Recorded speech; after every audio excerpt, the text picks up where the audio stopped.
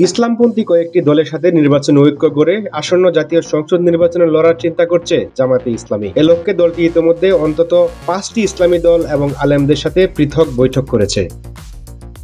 জামায়াত সূত্র জানিয়েছে, বিএনপির সঙ্গে বনিবনা হওয়ার সম্ভাবনা কম এমনটা ধরে নিয়ে দলের নীতি নির্ধারণী নেতারা অন্তর্বর্তী সরকারের অধীনে অনুষ্ঠিতব্য সংসদ নির্বাচনে ইসলামপন্থীদের সঙ্গে একটি নির্বাচনী ঐক্য গড়তে চাইছেন, যদিও তা এখন পর্যন্ত চূড়ান্ত কোনো রূপ নেয়নি। গত 5 আগস্ট শেখ হাসিনা সরকারের পতনের প্রেক্ষাপটে প্রায় 15.5 বছর পর স্বাভাবিক রাজনৈতিক কার্যক্রমে ফিরেছে ধর্মভিত্তিক দল জামায়াতে ইসলামী। এই মুহূর্তে দলটি সারা দেশে ঘরোয়া কার্যক্রমে ব্যস্ত। যাদের সঙ্গে বৈঠক করছে জামায়াত, সংশ্লিষ্টরা বলছেন, জামায়াত 15 আগস্ট থেকে বিভিন্ন রাজনৈতিক দল ও সংগঠনের সঙ্গে বৈঠক শুরু করে। এর মধ্যে চরমোনাই পীরের ইসলামী আন্দোলন, 12 দলীয় জোট, Zaker party, labour party, Khelafat Majlis ও ফরায়াজি আন্দোলন উল্লেখযোগ্য। এছাড়া খেলাফত মজলিসের মহাসচিব মাওলানা মামুনুল হক, হেফাজতে ইসলামের যুগ্ম মহাসচিব আজিজুল হক ইসলামাবাদী, বাংলাদেশ নেজামী ইসলাম পার্টির সিনিয়র নায়েবে আমির আব্দুল মাজেদ আতাহারি, বাংলাদেশ খেলাফত আন্দোলনের একাংশ আমির আবু জাফর কাসেমি, জামিয়া মাদানিয়ার মুহতামিম মনিরুজ্জামান কাসেমি, জনসেবা আন্দোলনের আমির ফখরুল ইসলাম সহ ব্যক্তি পর্যায়ের বিভিন্ন মাদ্রাসার শিক্ষক ও আলেমদের সঙ্গে জামায়াতের আমির পৃথক মত বিনিময় করেছেন। জামায়াতের সঙ্গে মত বিনিময়ে অংশ নেওয়া একাধিক দলের নেতারা জানিয়েছেন, ইসলামপন্থীদের মধ্যে একটি নির্বাচনী ঐক্য চায় জামায়াত। এ লক্ষ্যে ইতিমধ্যে ইসলামী দলগুলোর সঙ্গে একটি যোগাযোগের সম্পর্ক তৈরি করেছে দলটি।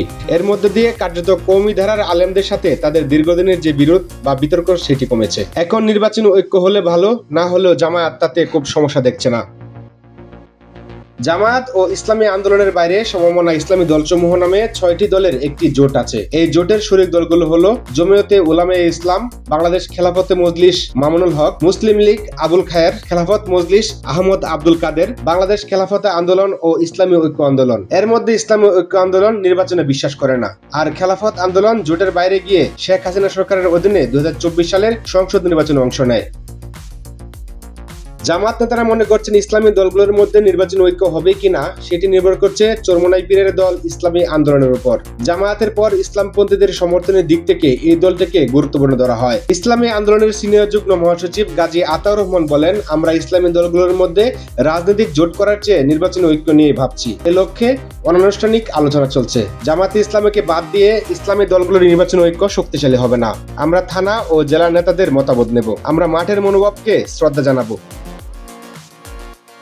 ইতিমধ্যে ইসলামী আন্দোলনের নেতা মুফতি ফয়জুল করিম ও খেলাফত মজলিসের নেতা মাওলানা মামুনুল হক বলেছেন, ঐক্য গড়তে তাদের কোনো সমস্যা নেই। তবে তার আগে জামায়াতকে ধর্মীয় কিছু বিষয়ে মাওলানা মওদুদের লেখা নিয়ে আলেমদের সঙ্গে যে বিরোধ তার সমাধান করতে হবে। এ বিষয়ে নাম প্রকাশে অনিচ্ছুক জামায়াতে ইসলামের একজন সহকারী সেক্রেটারি জেনারেল বলেন, এই সময়ে ইসলামী দলগুলোর মধ্যে ঐক্যের বিষয়ে মাঠ পর্যায়ে প্রত্যাশা আছে, তবে রাজনৈতিক জোট বা ঐক্য ঠুনকো কোনো বিষয় নয়। একটি অভিষ্ট লক্ষ্যে একাধিক পক্ষের ঐক্যবদ্ধ হওয়াটা সহজ কাজও নয়। সমমনা ইসলামী দলের একজন নেতা জানান, ইসলামী ঐক্য আন্দোলন ও খেলাফত আন্দোলন ছাড়া বর্তমানে তাদের জোটে 4টি দল সক্রিয় আছে। তারা জামায়াত সহ ইসলামী দলগুলোর সমন্বয়ে একটি নির্বাচন ঐক্য গড়ার চেষ্টা করছে।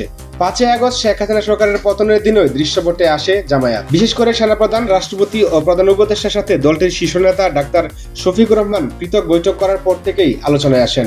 আগামী নির্বাচনে দলটি কি ধরনের চমক দেখাবে তাই নিয়ে কৌতূহল অনেকের মাঝে।